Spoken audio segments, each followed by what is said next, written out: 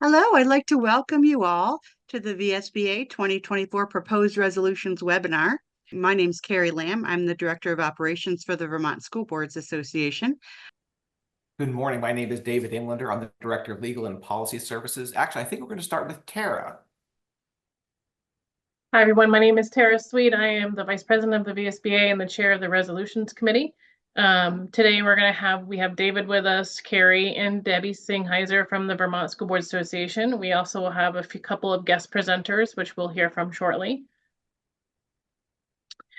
So today's webinar will cover the VSBA board report on proposed resolutions, proposed amendments to our existing VSBA resolutions, and proposed amendments to the VSBA bylaws.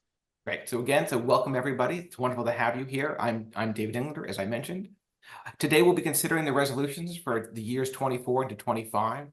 These include new proposals that were submitted by school boards across the state and proposals from the Resolutions Committee itself. These resolutions will provide direction to the board and VSBA staff over the coming year as we advocate for positions at the legislature and develop programs and resources with our partners in our community. Let's begin by reviewing the relevant section of the VSBA bylaws. This is Article 16 of the bylaws, which state, when passed by 60% of the voting delegates, a resolution shall become a position or statement of the association. Each position shall be voted as a resolution or continuing resolution.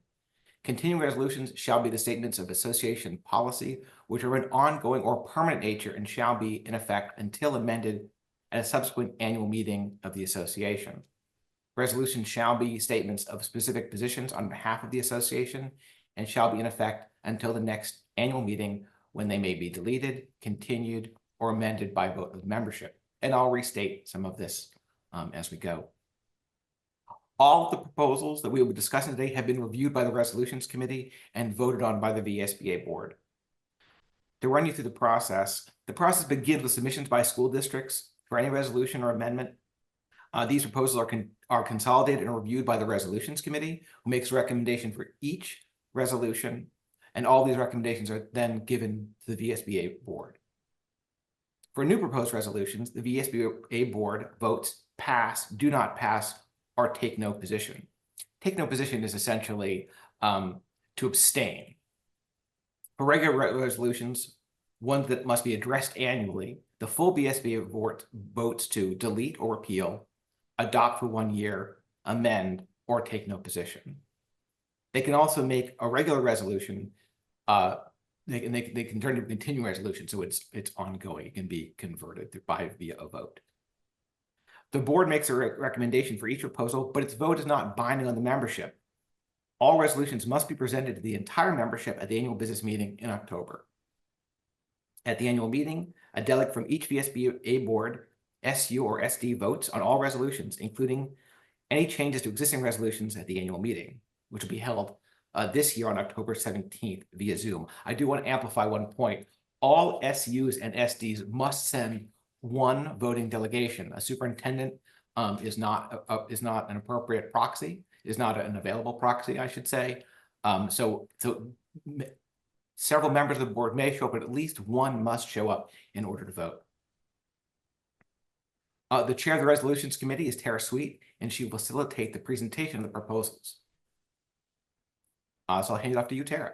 So we want to start out by thanking the full Resolutions Committee for 2024, which was myself, Linda Smith, Bart Bizayo, Suzanne Buck, Dan MacArthur, Tara Arneson, Gaston Batalon, Melanie Vergil, Mark Hoffman, Nancy Russell, and Laura Williams. So each one of these people represent a region for the Vermont School Boards Association. As a reminder, please review this document, which summarize the proposed changes to the regular resolutions and will be voted on the full slate. All right, so for our first proposed resolution, it was submitted by Norwich School District, and the subject is the residential and non-residential property tax rates. I'm going to hand this over to Neil Odell from the Norwich School District. Thank you very much, Tara. For those folks that have been around for a bit, this resolution may look very familiar to you all. It actually came forward to the VSBA membership last year. Unfortunately, last year it came with a recommendation to not pass. The Norwich Board resubmitted the exact same resolution again this year. And this time the board's recommendation, the VSBA board's recommendation is to pass as a continuing resolution. I actually think that the confusion last year was a procedural one in the way that the resolution was considered by the VSBA board and how it ended up last year with a do not pass recommendation, and this year it ends up with a recommendation to pass. Just a little bit of background on this. Back for the figures that we had most recently, so back in 2023, there were about 85 towns in the state of Vermont where the homestead rate was greater than the non-residential rate. This is particularly true in the town of Norwich, and we think it creates some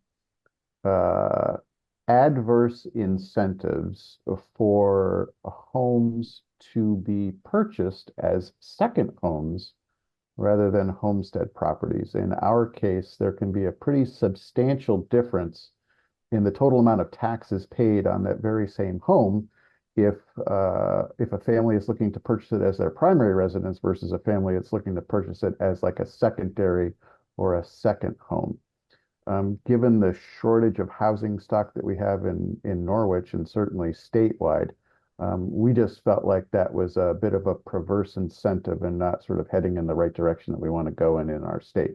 So the Norwich board drafted this resolution, brought it forward. All it calls for is for a study to be done to determine the feasibility of making the non-residential rate the same as the homestead rate in those towns where the homestead rate is greater. We're not saying that we need to mandate this. We would just like a feasibility study done in order to determine whether or not this is, workable. One of the concerns that we've heard previously is that for folks that are aware, currently the non-residential rate is tied with the business rate in the state of Vermont, so that there would need to be some consideration of how would you handle that and how would the two possibly be split in order to accomplish this. But for clarification, this is only asking for a feasibility study to be done. It is not asking that we actually just move forward and do this. Thank you. So the board's recommendation was to pass that resolution. Make sure that was said. The next resolution was submitted by Lake Region Union High School, and the subject is data collection and reporting. And I'm going to hand this over to Gaston. This actually came from Barbara Postman and the Lake Region Board briefly after a discussion by Principal Messier regarding the annual snapshot. This is described by the AOE as being quantitative data about Vermont schools, school districts, or supervisory unions. The concern centered on the accuracy and the use of the data collected to inform the annual snapshot. Just so that everybody is aware, measures on the snapshot are described as being Vermont has decided are important. So these are Vermont identified data points that are used to inform the snapshot. So the resolution is an amendment to an existing VSBA resolution, and that would be 5B. So it's important that when you have a discussion regarding this proposal, that you read it in context with the current VSBA resolution. And so you see it here, 4 and 5, that it's pointed towards the agency, and there's a number of asks here. The key of which is that the agency is being asked to gather regular input from local districts to ascertain how the data collection process could be improved. And you see a number of items there where that data could help improve student outcomes. In my assessment in reviewing this, the difference between this amendment to the existing resolution is that the current resolution, if you read it in full, is a top-down approach. which is to say that the state pushes down data requests and then provides output or reports from that data. What this resolution or amendment to that resolution, in my view, is a bottom-up approach. Essentially, what they're asking is that local schools have a voice in the data being collected to help them specifically improve and address student outcomes. In summary, the state is asking for data that is felt by some boards to yield minimal benefit to local schools in their task to improve student outcomes. It is important to note at this time that the committee agreed with the intention of the proposal. However, they felt that it needed more specificity, and so the resolutions committee voted to take no position, which is essentially, as David had mentioned, to abstain. That being said, it's also important to note that that the issue of data and data collection and the accuracy of the data and the timeliness of data being published is a priority number one from the VSBA Task Force on Collaboration to Benefit All Students. So that's something that we'll be discussing later on at the VSBA. But anyhow, just know that data collection is something that is of concern. And so the question for membership in reviewing the resolution ahead of the business meeting is, does this proposed amendment to an existing VSBA resolution strengthen the position of the VSBA? And I'll turn it back over to you, Tara. Thank you. So our next slide is proposal 3, which was submitted by the resolutions committee, and the subject is of artificial intelligence.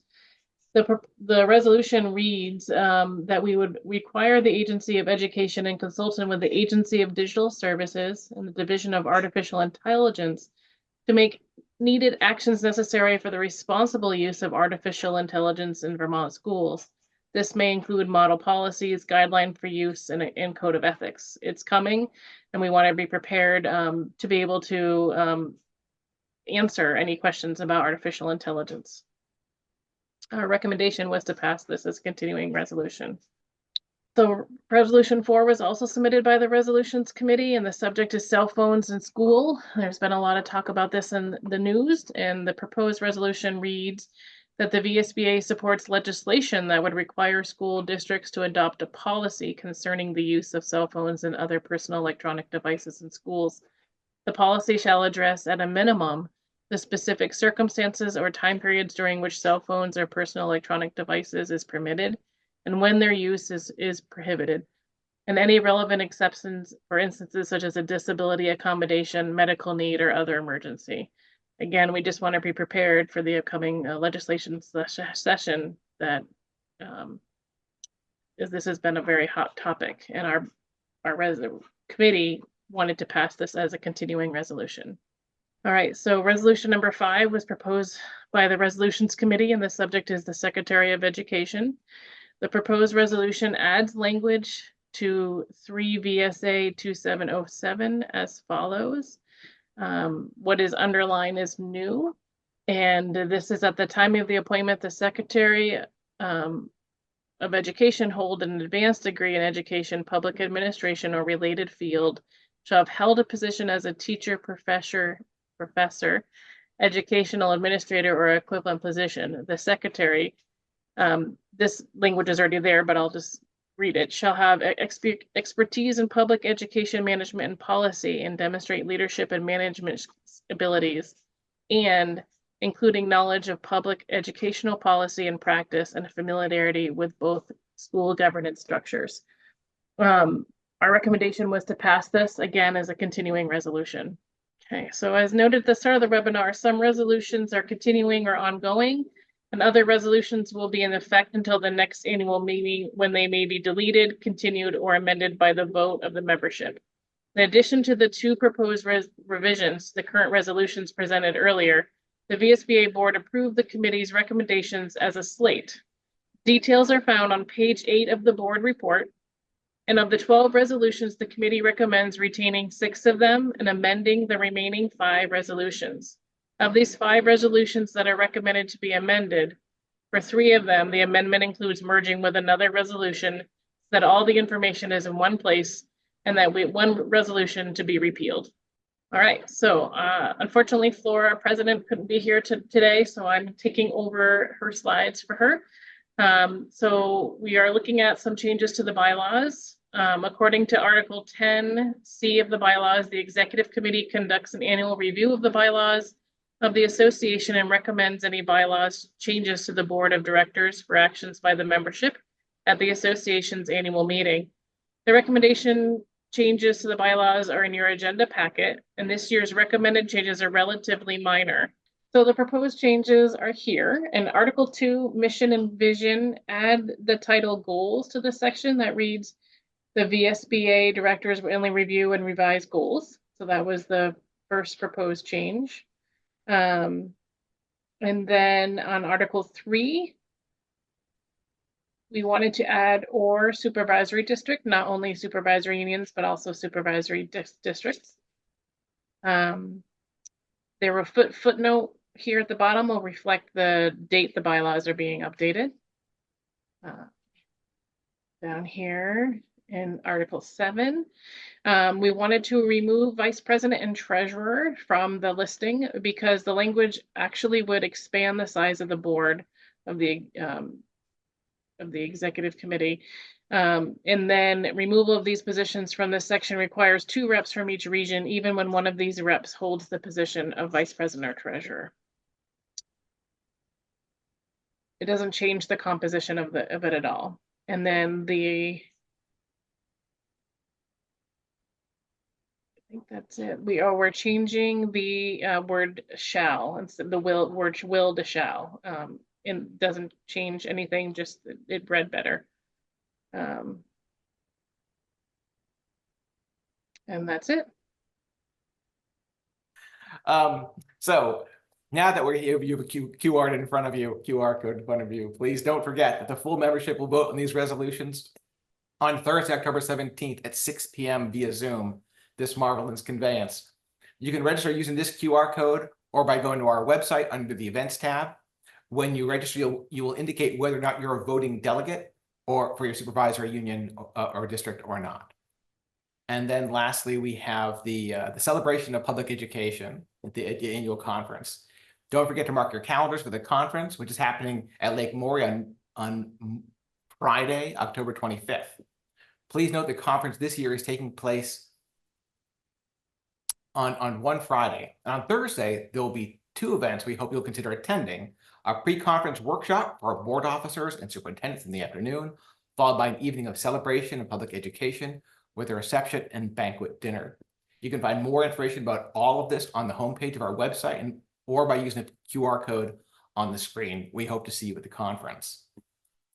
So in closing, thank you to all the speakers and presenters, to the Resolutions Committee for its work on the 2024 VSB resolutions, and to webinar viewers for learning more about the resolutions ahead of the annual business meeting.